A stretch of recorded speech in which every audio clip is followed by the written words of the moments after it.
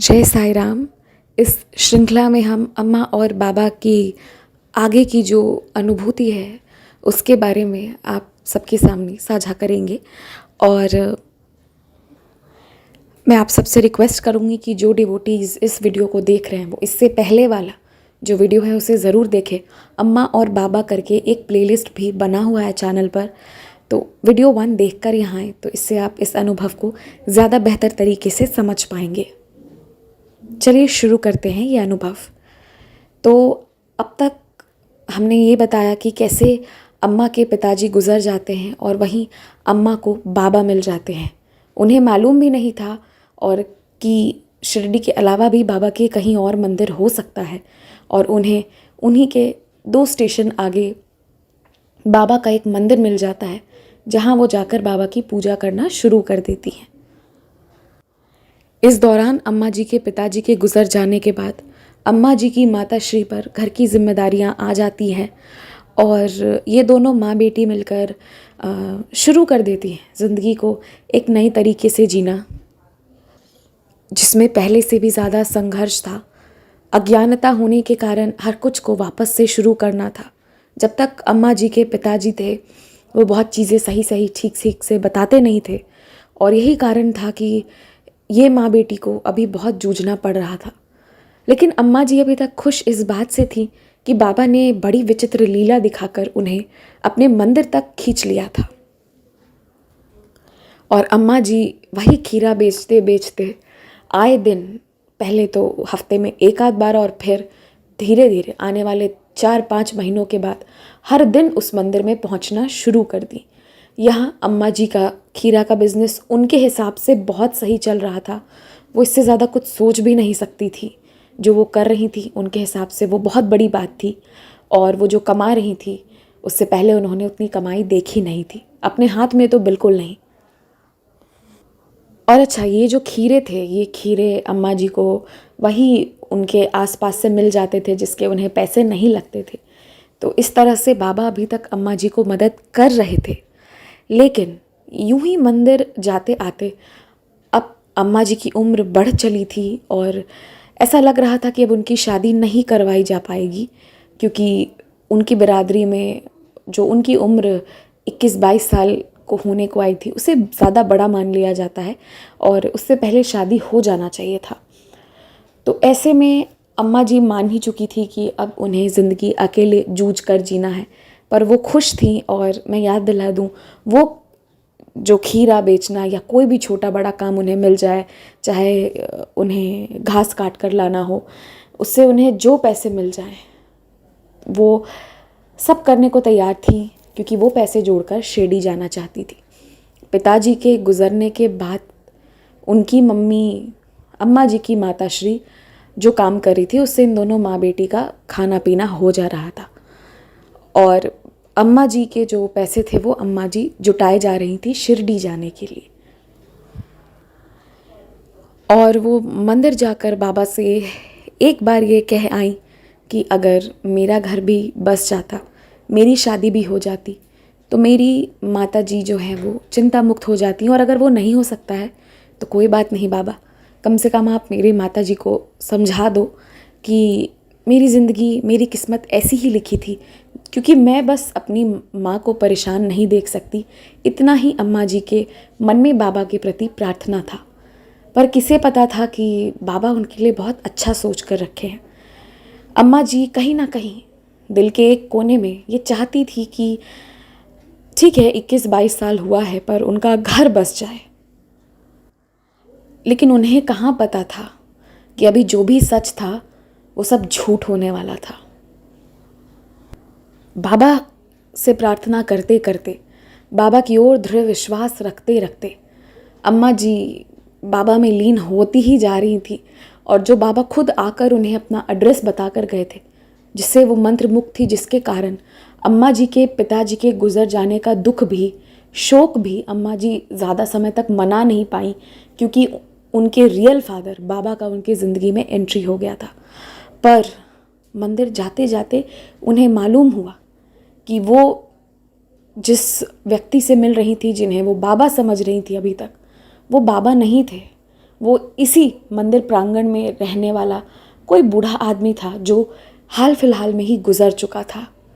एक तरफ अम्मा जी के मन में डर कि वो किससे मिल ली, ये कोई अन्य शक्ति है जिससे उनका मिलना हो रहा था, इसका डर, और साथ ही साथ एक पल में सब कुछ झूठा हो गया। जहाँ अभी तक अम्मा जी ये समझ रही थी कि बाबा उनसे मिलने आए, वहाँ अब ऐसा हो गया कि ये बाबा नहीं था, ये कोई और था।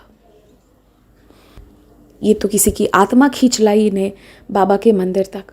और ऐसे में अम्मा जी बाबा से हो जाती हैं रुष्ट, क्योंकि अभी तक वो खुश थे इस बात से कि वो बाबा थे जो एक इंसान के वेश में आए थे और उन्होंने ये चमत्कार किया था, क्योंकि ऐसा चमत्कार उन्होंने मंदिर में सुन रखा था और लोगों के साथ होते हुए, पर उनके साथ तो कुछ और ही हो गया। और रही अम्मा जी की बस्ती टोली की बात, तो उन दिनों भूत प्रेत आत्मा ये सब चीज़ें आम बात रहती थी कि गली के पास से साया गुजरा, क्योंकि उन दिनों आज की तरह पॉपुलेशन इतना ज़्यादा नहीं था कि उन लोगों को जगह ना मिल सके, तो उन शक्तियों को जगह मिल जाता था। और कई बार गांव में उसके कारण किसी की मौत हुई, कुछ कुछ चीज़ें होती रही हैं, तो अम्मा जी के लिए ये आम बात थी। हालांकि मन में थोड़ा सा उन्हें डर लगा कि वो एक आत्मा से इतने दिनों तक वार्तालाप कुछ दिनों तक करती रही हैं, और साथ ही साथ बाबा, वो बाबा नहीं थे बल्कि वो कोई अन्य व्यक्ति था। इस बात का दुख उस बालिका रूप की अम्मा जी में बहुत ज़्यादा था, जिसके बाद उन्हें बाबा झूठे लगने लगे और जिसके बाद उन्हें अपने पिताजी के गुजर जाने का दुख होना शुरू हुआ। उसके बाद अम्मा जी फूट फूट कर रोना शुरू कर दी और बाबा से उनके होने का प्रमाण मांगना शुरू की कि शिरडी के साईं अगर तुम हो तो बताओ, नहीं हो तो कोई बात नहीं। लेकिन ना बाबा स्वप्न दर्शन देते, ना किसी मनुष्य के रूप में आते, ना कोई सहायता पहुंचा रहे थे, जिसके बाद अम्मा जी चिड़चिड़ी होती जा रही थी और ऐसा लग रहा था कि आगे ज़िंदगी कुछ नहीं है। ये दो माँ बेटी बस सब संघर्ष कर रही थी। अम्मा जी बस अब अपनी माता श्री से प्यार कर रही थी और उन्हें ये भी लग रहा था कि जिस दिन उनकी माता श्री का देहांत हो जाएगा उस दिन उनके साथ कौन रहेगा। अम्मा जी अब ज़िंदगी को बहुत आगे तक सोच रही थी। वो बालिका का मन उनका बहुत कुछ सोच रहा था। उन्हीं दिनों की बात है कि बाबा की एक दूसरी लीला होती है। गांव के कुछ बड़े बुजुर्गों का ध्यान जाता है अम्मा जी की ओर, और एक शाम जब अम्मा जी यूं ही खीरे बेचकर आ रही थी, और हाँ, जिस दिन उन्हें ये बात का ज्ञात हुआ कि वो जो है वो बाबा नहीं थे, वो तो कोई मनुष्य मर गए थे, उसी रूप में उन्हें दर्शन मिल गया है।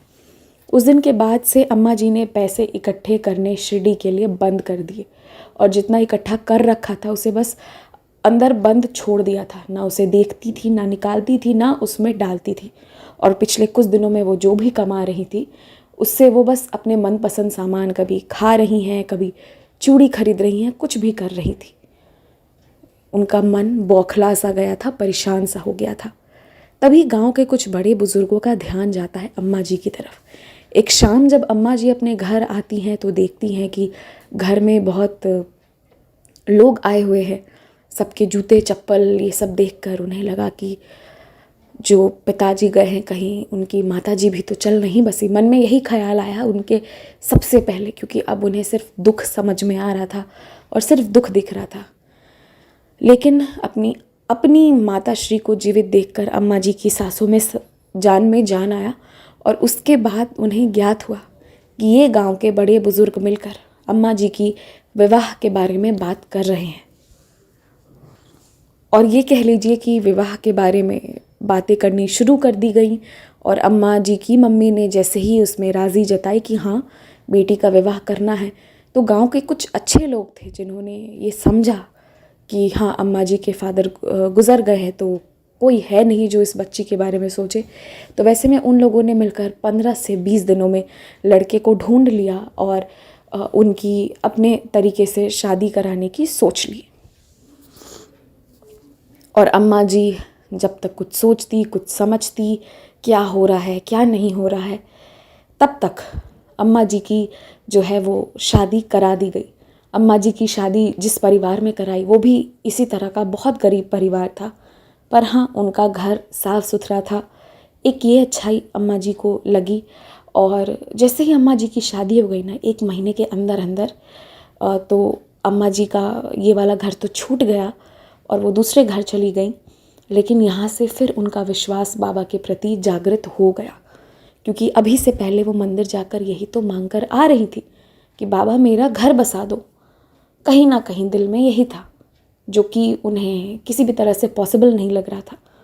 पर बाबा की ऐसी लीला हुई कि ये उनकी शादी, उसके खर्च कैसे निकले इन्हें नहीं पता। इनकी अम्मा की तो ये हालत थी कि तन पे फटी साड़ी के अलावा कुछ था ही नहीं जो वो दे सकती थी, अम्मा जी की अम्मा। लेकिन उसके बावजूद भी गांव वालों ने मिलकर कैसे कैसे इनकी शादी कराई और कोई कर्ज भी नहीं लेना पड़ा और इनकी शादी हो गई। ठीक है, इन्हें कुछ भी सोना जवाहरात कुछ नहीं मिला, सोच भी नहीं सकती थी उसके बारे में, लेकिन इनकी शादी तो हो गई। और सबसे बड़ी बात है कि कोई लोन वगैरह इनकी माताश्री के सर पर नहीं आया। अब इनकी माताश्री अकेली तो हो गई थी, पर अम्मा जी का घर बस गया था, एक अच्छा सा परिवार जहाँ अम्मा जी की शादी करा दी गई। जिसके बाद अम्मा जी का बाबा के प्रति विश्वास और दृढ़ होता चला गया और उन्होंने बाबा से क्षमा मांगी। और फिर उन्हें ऐसा लगा कि इससे पहले जो हुआ है वो बाबा की मर्ज़ी से हुआ है। किसी भी रूप में बाबा आए या किसी को भेजे, पर अपने पास ही बुलाए। और उसके बाद जाकर अम्मा जी ने फिर बाबा को माफ़ किया और बाबा के शरण में फिर से पूरे विश्वास से चली गई। खुश थी अम्मा जी, उनकी बहुत अच्छी शादी हो गई थी। लेकिन वो कहते हैं ना, जब अच्छा समय आता है फिर बुरा समय भी आता है। फिर जब धीरे धीरे उन्हें अपने पति के सच्चाई मालूम होनी शुरू हुई तो अम्मा जी को फिर आगे बहुत कष्ट भी उठानी पड़ी। लेकिन बाबा ने उनका सहायता किया और जीवन भर के लिए अम्मा जी को अपनी शरण में ले लिया, अपना भक्त बना लिया, जिसके बारे में हम आगे आने वाली वीडियो में डिस्कस करेंगे। उस अनुभव को आगे की श्रृंखला में आप सबको सुनाया जाएगा। तब तक के लिए जय साईं राम।